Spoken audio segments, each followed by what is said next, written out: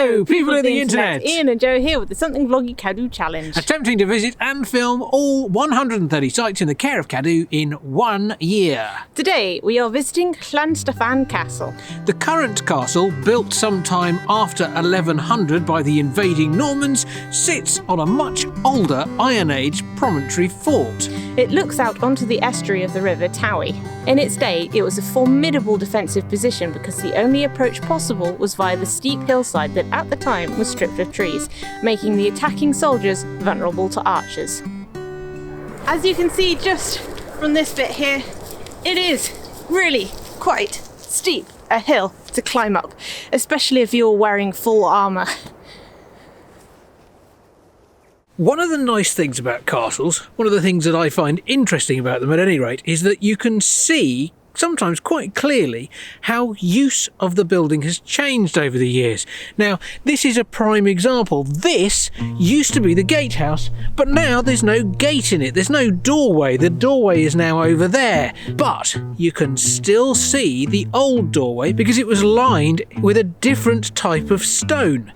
You can quite clearly see the arch up at the top. Maybe that's just me, but I find that fascinating. Behind me you can see the current entranceway, and above you can see where the gate would have been. Of course there's no gate there now, but there are all the holes and dinks and what have you to show where the gate once was. Our luck with the weather seems to be improving. The sun's coming out, which is great because this castle looks cracking in the sunshine, so it does. At one point there would have been a lot of buildings in here. People would have been living in here, and it would have been quite a lot of people living in here. So you need a lot of room for them all to live and work and, do the things that they do, whatever it is that they do.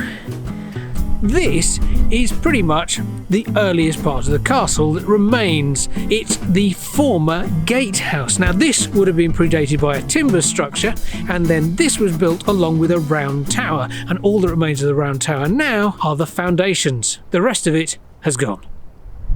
Down there is the estuary. You'd have to be pretty determined to come up that way.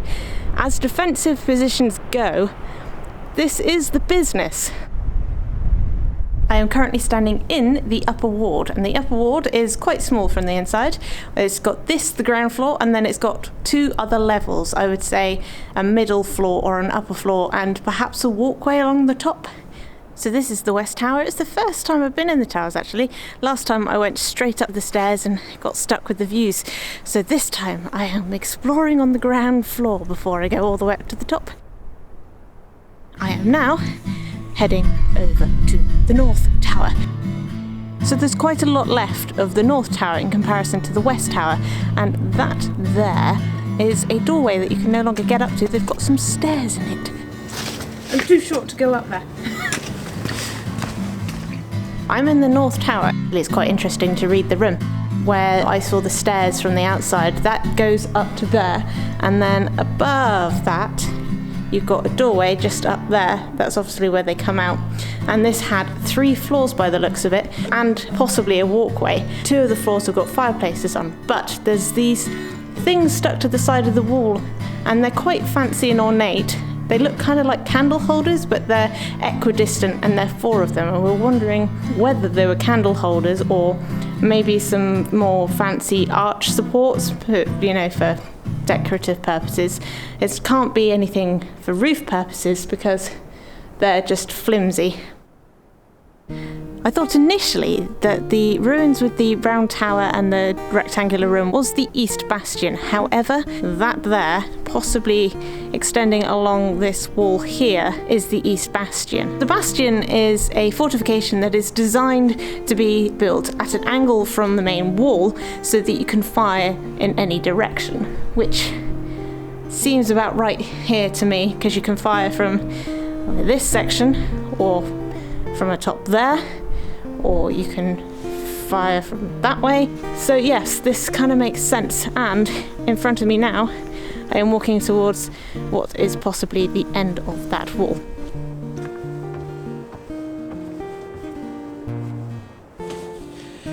there's all sorts of little snippets that are left. This is part of the gatehouse, and behind these gates, just to make sure that nosy people like me don't go in and hurt myself, is a spiral staircase, and some of the steps have been stolen away. Somebody's thought, you know what, that would make a nice lintel or door frame or something, doorstep perhaps, who knows, but either way, because of the fact that somebody's thought, you know what, I'm having that, it's gone, and so you can't go up there anymore. And it's probably a good thing too, because the floors inside the gatehouse are no longer there, and this would lead up to those. This gatehouse was once upon a time the main accommodation for the Lord and Lady, and it's a peculiar arrangement because this floor here had the holes for the portcullises to drop down to shut the gates, which means that any time they wanted to open the gates, you had portcullises sat in, well, I can only assume it was your living room. Upstairs would probably have been bedrooms. I mean, maybe that's the way they did it. I would have thought so. I mean, it's a bit odd, isn't it? Imagine sitting there in your living room and somebody wants to come in, so therefore you have to draw up two whacking great big portcullises. Can't imagine it was ideal with the sort of, you know, keeping the cold out either. The other thing, of course, that every living room couldn't do without is the occasional murder hole. These were holes that you could pour stuff down through or maybe shoot through. What self-respecting living room doesn't need that, eh?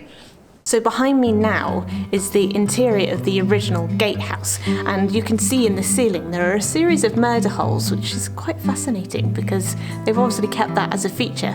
And off to the side here, they are the guards' rooms.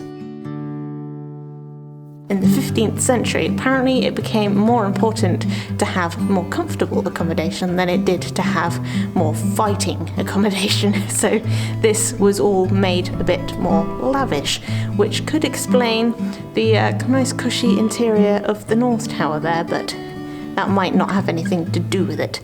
However, let's go and have a look inside.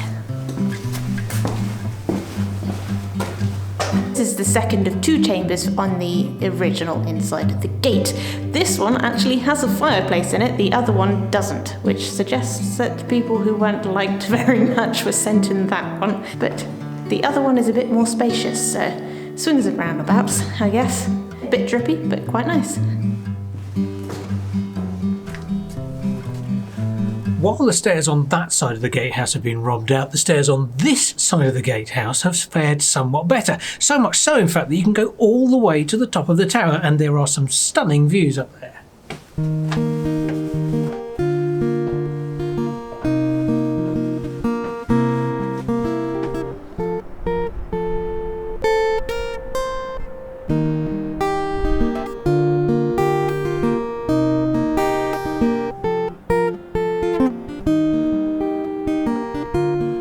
So this little section is quite an interesting set of higgledy-piggledy ruins, because you've got that thing behind me there, which is shaped like a room, and behind me over there, there's a tower. You've got these weirdly shaped little, I wouldn't call them rooms, probably the remains of passageways and where stairs would have been. I'm not entirely sure what it would have looked like when it was built up, but I'd be quite interested to see a reconstruction. So what do you think of Llansteffan Castle? I really love it. It's my favourite castle still. I didn't go up to the top, but it is my first castle that actually had proper stairs that go all the way to the top. For that purpose, it was nostalgic, but it's still absolutely stunning because I love the sea, and it's all sea-like here, even though you're overlooking an estuary. It's nearly the sea. It's pretty much the sea. Yeah. From one side it's the sea, the other side it's an estuary. Yeah. I mean, you know. But it's also a really fascinating layout because all sorts of stuff happened here. Oh, yeah. And that's the thing, it's easy to forget that places like this were once incredibly defensive. Yeah. But for the majority of the time, I should imagine that people just lived here. Well, in the 15th century, at least that little bit of the old gatehouse became more comfortable to live in. Oh, certainly, yes. It was despite the fact that they kept their murder holes. I know. That was the thing that got me. The idea that you've got a kitchen with an ensuite murder hole. That could be what it is. Yeah. It was certainly very lavish, and I would say, judging by the size of the fireplaces, it was pretty warm in there, nice and toasty. Some certain bits of it. I think that's probably where we should end this. So if you like this episode and you want to see more of our CADW Challenge adventures, don't forget to click that subscribe button. And, of course, you can always check out our other films on the playlists that you will find at the end of this video, or alternatively pop over to our website at somethingvloggy.uk, where you can find a fabulous map that will show you where all of these places are, and a terrible timer which will tell you how long we've got left to visit all 130 of them. The time is actually quite good. It's just the fact that it's counting down is terrifying. That's the one. Yes, terrifying as opposed to terrible. It's a very good counter. We like it. Yeah. That being it from us, I think we should say fare thee well. Fare thee well, or see you next time. PGFN.